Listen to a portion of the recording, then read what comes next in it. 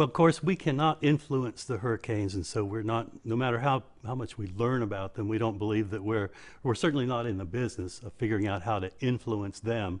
So what we're trying to do is to be better prepared when they do hit an area that's of concern, either a landfall region or even assets out at sea that might be damaged by a hurricane, ships, oil rigs, and so forth.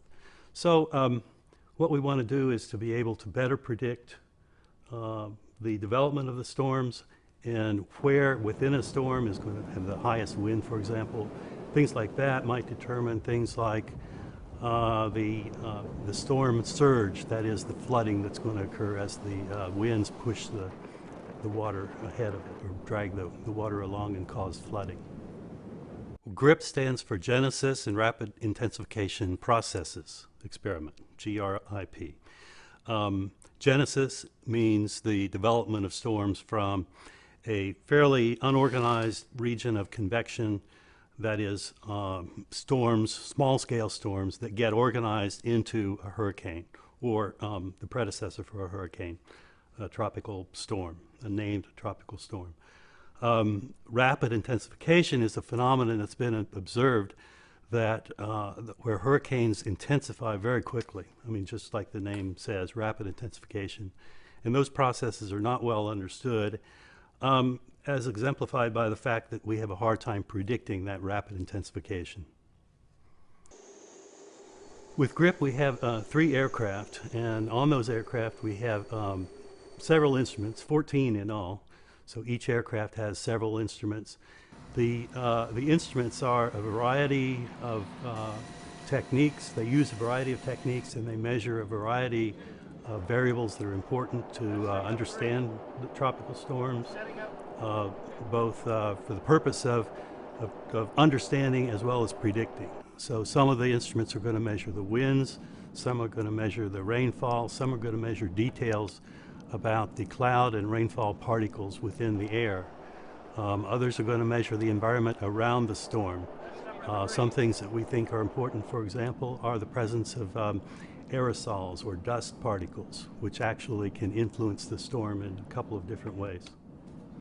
The time frame for GRIP will occur right in the middle of the expected hurricane season, right during the predicted highest level of activity. And this hurricane season is predicted to be a very active hurricane season. Experience tells us that those predictions are not accurate to 100%, even to that qualitative level that I just spoke at. But in any case, we expect that we'll conduct GRIP during about the middle of August through late September. We'll be collecting data during that time.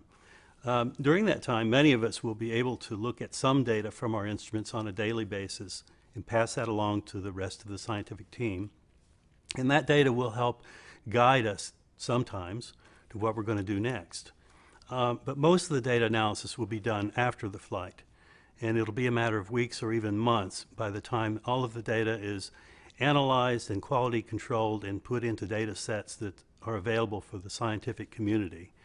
The science that can be done with those data sets, some of it can be done very, very quickly. Every once in a while you see something out of a data set right away, then you can write a paper and everybody's astounded by what you've learned. Other times though, and usually the case is it can take months or years to get all that you can from a data set and really discover what the value of various aspects of it are. The thing about rapid intensification is that it's so important to know how intense the storms are when they hit land. So if we have a rapid intensification event occur just prior to landfall, then we can all be surprised as far as being ready for the storm, having people out of the way and assets closed up, stores boarded up and so forth. So what we need to do is to better understand that process so that we can better predict it.